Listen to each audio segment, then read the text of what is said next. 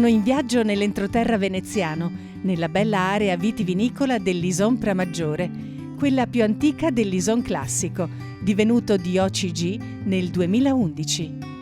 Sono nei pressi di Pramaggiore e sto raggiungendo il piccolo borgo di Belfiore.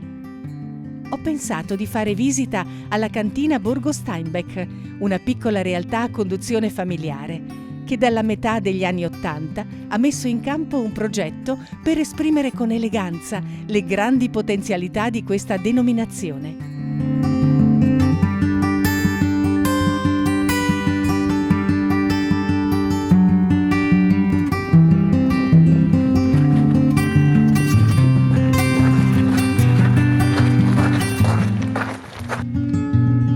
L'ambiente è accogliente e molto personale.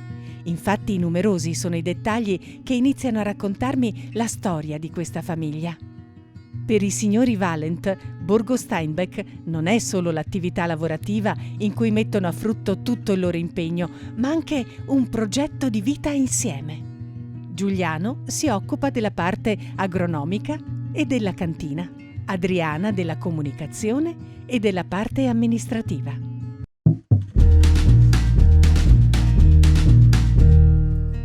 Il vigneto che abbiamo qui di fronte a noi è un vigneto messo a dimora poco tempo fa e abbiamo cercato anche di rispettare la tipologia di questo borgo rurale. Abbiamo messo dei pali in legno, abbiamo messo dei pali in corten. Questa cultura l'ho portata avanti dalla mia famiglia, da mio papà. Tant'è vero che tanti amici mi dicono: ma tu sei nato nella botte.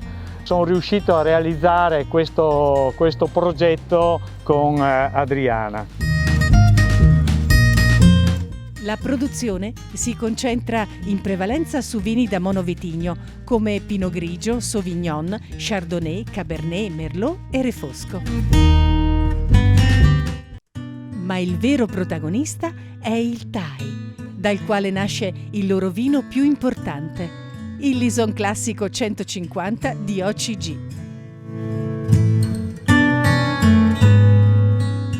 Oggi mi trovo qui in compagnia della signora Adriana presso Borgo Steinbeck. Stiamo per degustare il loro Lison DOCG 150, Lison Classico. Cercavamo un'identità aziendale per il nostro vino, reduci purtroppo dall'aver perso il nome storico Tokai. Nel 2011 ci hanno dato la DOCG territoriale e nel 2011, se ben ricordiamo, è stato l'anniversario del 150esimo dell'Unità d'Italia. Ci telefoniamo per comunicazioni normali e lui mi dice: sai, ho trovato il nome per il nostro vino. Ah sì, gli dico, anch'io l'ho trovato, perché penso che potrebbe essere 150 legato a quest'anno. Ah, fa la stessa cosa, ho pensato anch'io. Adesso se tu mi vuoi un po' raccontare che cosa senti nel nostro vino, che cosa ne pensi, mi fa piacere. Il Lison si presenta nella sua veste, nella sua bella veste di un giallo paglierino limpido e vivace. All'olfatto si manifesta, arriva in maniera nitida e decisa, apre con delle note fiorite che ricordano la ginestra, che ricordano i fiori d'acaccia, però poi continua su delle note fruttate che rimandano della frutta matura, penso ad una mela golden, penso ad un melone giallo, legati assieme da questo sentore agrumato di cedro. Continua poi su delle note più vegetali, timo e rosmarino su tutte, per poi concludere con quel piacevolissimo finale ammandorlato. Ora direi di passare al sorso.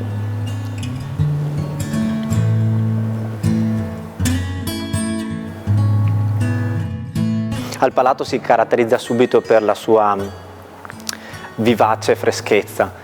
Il sorso è sapido e questa percezione ci accompagna fino alla fine per concludere con lo stesso sentore meraviglioso ammandorlato di cui abbiamo parlato prima. Un abbinamento ideale potrebbe essere un carpaccio di gamberi rossi con limone, una punta di miele e un profumo di rosmarino. Aspettiamolo questo vino, tenetelo in cantina un po', perché negli anni avrà altro da raccontarci. Noi abbiamo avuto delle prove reali e con delle degustazioni organizzate con gli amici sommelier, partendo da annate storiche per noi, perché dato che qua nel nostro territorio non c'è questa usanza di mantenere delle riserve storiche di vino. Siamo partiti dal 2005 in una verticale fatta un paio d'anni fa e l'ultima che abbiamo fatto proprio quest'anno in primavera. Siamo partiti dal 2009 e in ambedue le degustazioni abbiamo avuto un riscontro assolutamente positivo di longevità del nostro vino.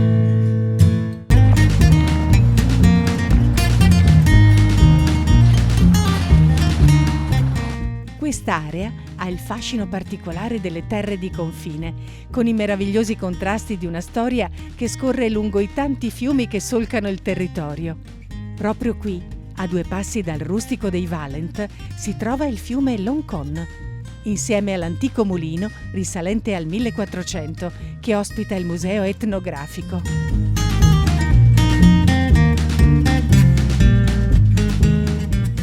Il nome Borgo Steinbeck lo abbiamo trovato nelle famose mappe austriache.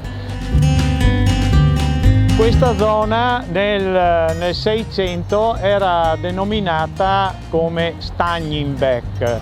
Da qui nasce il nostro nome, Ruscello delle Pietre Borgo Steinbeck. L'acqua, questo elemento pervasivo che ha determinato la conformazione geologica del territorio, ha garantito nel tempo anche lo sviluppo di una florida civiltà contadina.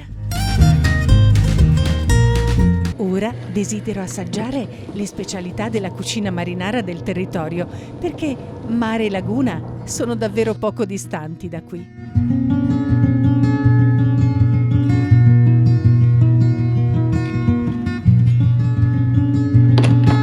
Ho trovato un bel posto dove mi consigliano il pescato del giorno, abbinato al Lison classico 150. Ed è così che mi gusto un freschissimo soaso cotto al forno. Che magnifico abbinamento!